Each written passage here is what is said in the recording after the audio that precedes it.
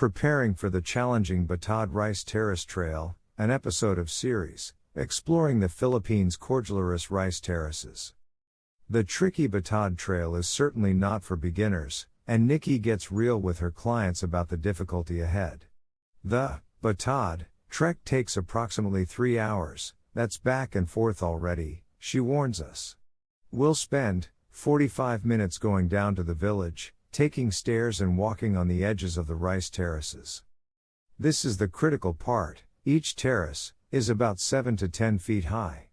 I need you to do some balancing, the edges of the terraces are made of stone, and some of the stones move.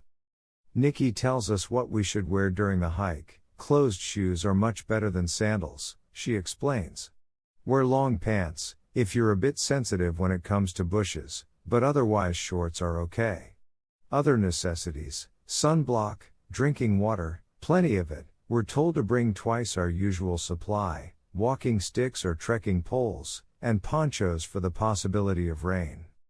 The weather is unpredictable here, Nikki says. It might be sunny in the morning but very rainy in the afternoon. We have to prepare for anything.